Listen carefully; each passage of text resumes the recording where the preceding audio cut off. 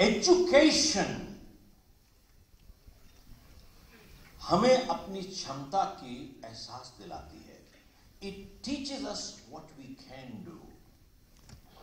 It also teaches us what we cannot do. It teaches both items.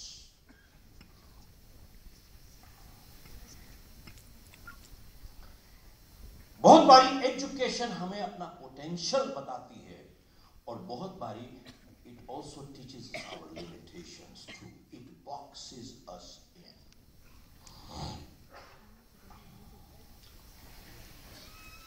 आप देखिए,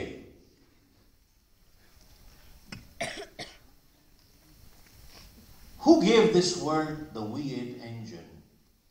The V8 engine was given to this world by Henry Ford. Now Henry Ford 8वीं class से ऊपर कभी गए नहीं. 14 साल की उम्र में he was a dropout. Sir 40 साल की उम्र में he was bankrupt. और जब उन्होंने अपनी पहली गाड़ी बनाई, he forgot to put the reverse gear. ये हेनरी फोर्ड थे साहब. और एक बारी हेनरी फोर्ड अपने ऑफिस आए और उन्होंने अपने पूरी टीम इंजीनियर्स को बुलाया और उन्होंने कहा कि देखिए ऐसा है, I am intelligent enough to understand there is something called V8, लेकिन आई एम नॉट एजुकेटेड. आप लोग एजुकेटेड हो, आप लोगों को V8 बनाना पड़ेगा. जानते हैं सब जितने PhD पढ़े लिखे थे, उन्होंने कहा साहब हमें मालूम है क्या हो सकता है और क्या नहीं हो सकता. V8 कभी बन ही नहीं सकता साहब. खैर हेनरी फोर्ड ने कहा आप जाइए और बनाइए. 1 महीने के बाद उन्होंने बोला कि साहब मेरा V8 इंजन बना. तो उन्होंने जवाब क्या दिया, बोले फोर्ड साहब यू आर आवर एम्प्लॉयर, आप हमारे एम्प्लॉयर हैं, आपके साथ हम बहस नहीं कर सकते. हमारे को we know what can be done, we also know what can not be done. V8 is an impossibility, बन ही नहीं सकता साहब. खैर हेनरी फोर्ड ने कहा go back and do it again. 2 महीने के बाद फिर वही बात हुई, 6 महीने के बाद फिर वही बात हुई, 1 साल के बाद फिर वही बात हुई साहब. यही कहते गए we know what can be done, we also know what cannot be done. खैर after 1 year Henry Ford got annoyed and उन्होंने कहा कि साहब अपने आप को बंद कर लीजिए उस कमरे में, don't come out till you have my V8. and within 30 days they had his V8. मैं आपको साहब एग्जाम्पल इस वजह से दे रहा हूं कि बहुत बारी एजुकेशन इंसान की थिंकिंग जो सोच है वो एक बॉक्स में बंद कर देती है साहब, उससे निकलने नहीं देती है. इसको कहते हैं, जब हम लोग प्रोग्राम करते हैं लीडरशिप के, इसको कहते हैं साहब इंटेलिजेंट इग्नोरेंस. ध्यान दीजिएगा इसको. Let me explain what is intelligent ignorance. Henry Ford intelligent थे to understand there is something called V8, लेकिन he was ignorant, he didn't know how to build it. He told them to build it. इसका एक और उदाहरण देता हूं आपको. I mention in my book You Can Win. एक कहानी है बम्बल बी की. बम्बल बी के ऊपर सब एरोडायनेमिकली रिसर्च किया गया है. Aeronautical engineers have done research और पाया गया कि दैट द बम्बल बी का बॉडी वेट इतना हैवी है और विंग स्पैन इतना छोटा है that aerodynamically the bumble bee can not fly. But the bumble bee doesn't know that and keeps flying anyway. Interestingly bumble bee को अपनी limitation का मालूम नहीं है, एहसास नहीं है, and then it keeps flying anyway. Many times हमारी जो अपनी नॉलेज है कई बारी it pulls us down. We don't want to let that happen. मैं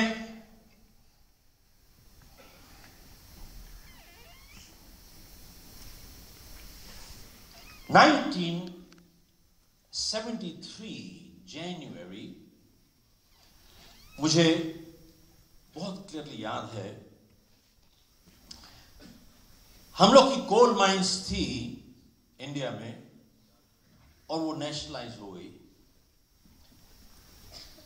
तकरीबन we had close to 1000 people working. तो जब नेशनलाइज हो गई, मैंने क्रिएट नहीं की थी साहब, मैंने इनहेरिट की थी। और हम लोग सड़क पे चले आए साहब। अब कुछ लोगों के पास पैसे थे, हम लोग के पास नहीं थे। मेरे फादर की डेथ हो गई थी जब आई वॉज इन कॉलेज, और मेरी शादी को 4 हफ्ते हुए थे साहब, ओनली 4 वीक्स। अब कुछ लोग मेरी एज की कैलकुलेशन कर रहे हैं साहब, that's all, that's all right साहब। हम लोग के परिवार ने, मेरी मां ने फॉर द वेडिंग हर चीज उधार पे ली थी। सो उन्होंने हमारे ज्वेलर को बुलाया कि बोले साहब हमारे पास अब पैसे नहीं है देने के लिए, आप सब कुछ वापस ले जाइए। तो उन्होंने कहा कि मिसेस खेरा, आपके परिवार को हम लोग 50 साल से जानते हैं, हमने पैसे तो मांगे नहीं आपसे, और बिसाइड्स आपकी क्रेडिबिलिटी बहुत है। खैर मेरी मां ने उनको धन्यवाद दिया और बोले कि देखिए ऐसा है, एक न एक दिन तो आप पैसे मांगोगे। बोले हाँ। बोले जिस दिन आप मांगोगे और उस दिन मैं पैसे नहीं दे पाई, उस दिन मेरी क्रेडिबिलिटी क्या होगा, उस दिन मेरी क्रेडिबिलिटी खत्म हो जाएगी। खैर उस दिन सब कुछ वापस चला गया। उसके बाद हम लोग की जिंदगी में ऐसा बदलाव आया कि we started selling little things from house to get money for food. Furniture बेचना शुरू किया था हम लोगों ने। और मुझे याद है 1 साल के बाद माई डॉटर वॉज बोर्न, और मैंने अपनी मदर की लास्ट पीसेस ऑफ ज्वेलरी जाके मेरा सन्स में जाके साउथ एक्सटेंशन शाम को 6:30 बजे जाके बेची, क्योंकि मेरे पास 10 रुपए नहीं थे साहब उस दिन, to buy milk for my daughter. Did not have $10। साहब मैंने I tried my hands on 3 businesses with no money and I failed in all 3. Finally, 13 नवंबर 1975 मैंने डिसाइड किया कि साहब मैं अब इंडिया छोड़ के जा रहा हूं। मेरी सिस्टर थी कनाडा में, उसने मुझे स्पॉन्सर किया। मैं और मेरी वाइफ टोरंटो गए। हमने 1 बेडरूम अपार्टमेंट किराए पे लिया, जमीन पे सोते थे, वहां पे हमारे पास फर्नीचर नहीं था। 2 प्लास्टिक की प्लेटें हमने खरीदी वहां पे। We started life. तो my wife is an MBA, तो उन्होंने she took up a job as a cashier at a bank at $600 a month to keep money for food. और मैं साहब सूट टाई पहन के निकलता था और कुछ नहीं करता था। और कोई पूछते थे कि साहब आप क्या काम करते हैं, मैं एम्बैरेस्ड था साहब ये कहते हुए कि आई एम अनएम्प्लॉयड। मैं कहता था साहब मैं इंपोर्ट एक्सपोर्ट करता हूं साहब। डोंट गेट मी रॉन्ग, मैंने कोशिश किया साहब। खैर इसी तरीके से साल निकल गया। तो एक दिन मैं ट्रेड शो से गुजर रहा था, तो एक कैनेडियन मेरे पीछे पीछे नजदीक साथ में चलता जा रहा था मेरे से। तो मेरे नजदीक आया और मेरा नाम पूछा और मेरे से पूछता है कि क्या काम करते हो। मैंने बोला इंपोर्ट एक्सपोर्ट। तो मेरे से पूछता है कि भैया कितने पैसे कमा लेते हो। जब उसने ये पूछा कि कितने पैसे कमा लेते हो, तब मेरी समझ में आई। मैं सोचने लगा कि साहब सूट वाट पहने जितनी मर्जी पहन लो, दुनिया 2 मिनट में कहती है अंदर खाली है साहब। It doesn't matter.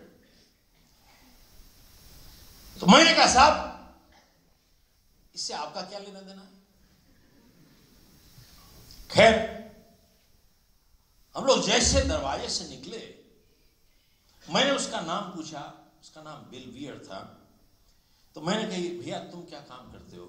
बोले मैं गाड़ियां साइमनाइज करता हूं। साइमनाइज, जिनको शायद साइमनाइज का मतलब नहीं पता साहब, it's a glorified word for washing cars with the machines, that's all, it's a smart way of saying that. तो बोलिए साहब मशीन से गाड़ियां साफ करने का मतलब होता है। तो मैंने उससे पूछा कि भैया तुम कितने पैसे कमा लेते हो? बोले कभी $40, $30, $25, depending on number of cars I wash. तो जैसे हम दरवाजे से बाहर निकले, as if he could read my mind, मेरे को ऐसे हाथ लगा के कहता है गाड़ियां साफ करोगे?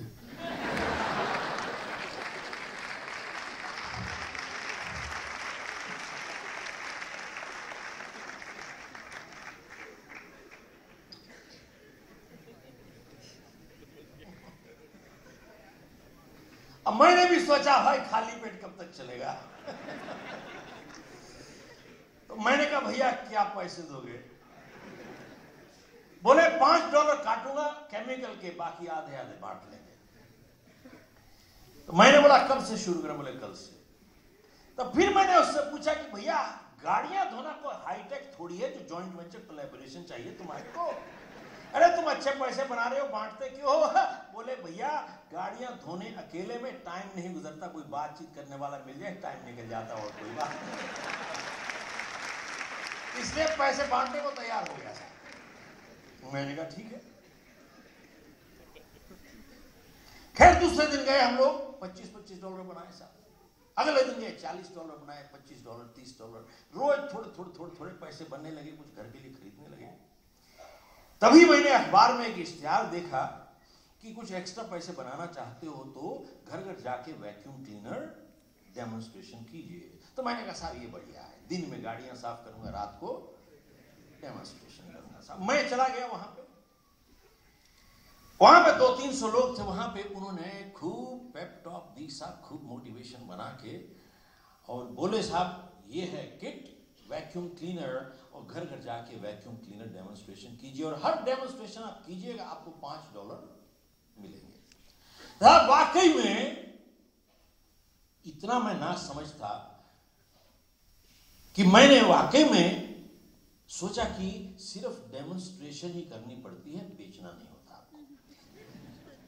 तो मैं अपार्टमेंट बिल्डिंग में जाता था, दरवाजा खटखटाता था, जब कोई खोलते थे तो मैं उनको कहता था कि साहब आपको वैक्यूम क्लीनर खरीदना नहीं है साहब, खाली डेमोन्स्ट्रेशन लीजिए, $5 मुझे मिल जाएंगे। अब कुछ लोग तरस खा के आने देते थे, कुछ लोग बाहर निकाल देते थे, कुछ लोग दरवाजा बंद कर देते थे। खैर एक दिन मैं वैक्यूम क्लीनर डेमोन्स्ट्रेशन कर रहा था कि हिंदुस्तानी परिवार के यहाँ पे, तो हस्बैंड वाइफ कुर्सी पे बैठे थे और मैं जमीन पे बैठा था। तो ये सज्जन वैक्यूम क्लीनर देखने की बजाय मेरी तरफ खूब घूर के देख रहे थे मेरे को। तो मैंने कहा साहब कोई गलती हो गई मेरे से? बोले ना। तो मैंने कहा साहब इस तरीके से क्यों देख रहे हो? तो मेरे से पूछता है कि भैया तुमने कभी जिंदगी में लाइफ इंश्योरेंस बेचा है? कैसा सवाल है? मैं यहाँ वैक्यूम क्लीनर डेमोन्स्ट्रेशन कर रहा हूं, तुम पूछ रहे हो लाइफ इंश्योरेंस बेचा है? मैंने कहा भैया मैंने जिंदगी में लाइफ इंश्योरेंस कभी नहीं बेचा और ना ही बेचूंगा, क्योंकि मुझे याद है इंडिया में वो लाइफ इंश्योरेंस एजेंट जो चुंबक, जो लूट बन के मेरे घर में आता था, 3 घंटे मेरी जान नहीं छोड़ता था जब तक दस्तखत नहीं करता।